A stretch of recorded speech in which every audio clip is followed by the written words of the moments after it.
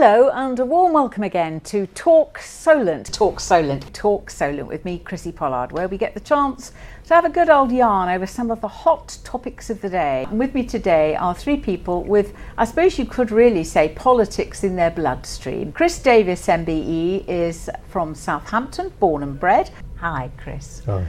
Also standing for the 2015 general election is Flick Drummond, who will be the Conservative candidate for Portsmouth South. Hello to you. And I'm also delighted to welcome the South's, well, I think he is, the South's youngest councillor, Ben Dowling, who is a Lib Dem and is, shall I admit how old you are? Feel free. Go for it, 21. Are you the youngest, in fact? Certainly the youngest in the local area. Yeah, you are young and you're still at university. That's correct, yeah. Yeah, now that's very impressive. Of course, another newspaper story today deals with the elderly looking after the even more elderly. They feel, people in their 60s, odd 70s, they feel so guilt-ridden that their 80, 90-year-olds are suffering that they put themselves through the mill out of love, you know? Absolutely, and also, I mean, I'm relatively switched on.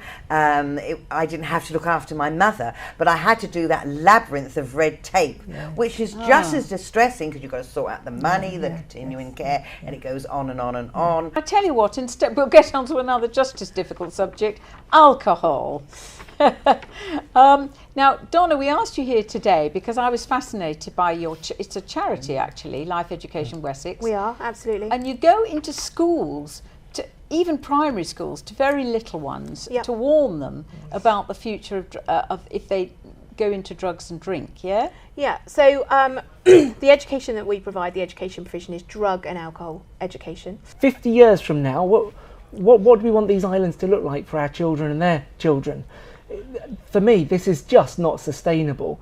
And what I'd like to see from central government, who can make these big policy decisions, is much braver, bolder ways forward for us as a nation, that we become the world leaders at infrastructure and transport rather than just lagging 20, 30 years behind other world policies. I think there was a suggestion today that the cycle lane should be better in this country, particularly on the A27. Apparently you could create a very nice 5-mile stretch where people could cycle, and that the rail structure is not as good as it ought to be. We think of the millions, if not the billions of tonnes of salt water that flow through the Solent and past our Isle of Wight every day. All of that energy waiting to be harnessed and used to power things like eco-friendly cars, eco-friendly railway systems. Now £1 billion here in the south investing into new technologies that are sustainable, to be transported, exported around the world. That would get me really excited. Well, but putting a sticking plaster on the white van man's road. I see cynicism on Jackie's face. Why is that? I think,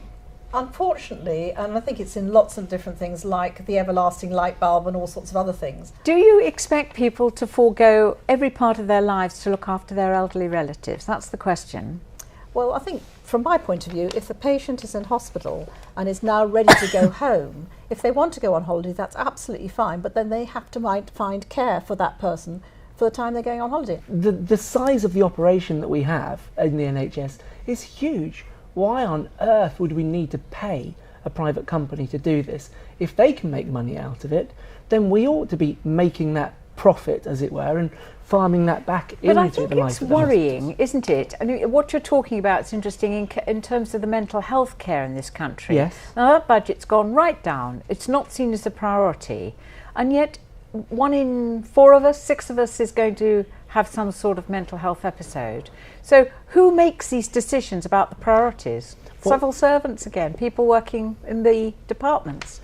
Very often, I think it's public opinion. The inefficiency of the whole of the justice system is remarkable. Well, it's funny you should mention that, because I think it is very interesting, because you're very much involved in mediation, and the organisation you founded in Southampton, NFS Mediation, now wants to go very much into restorative justice. Now, Princess Anne's a keen fan of this. She's become patron of the Restorative Justice Council.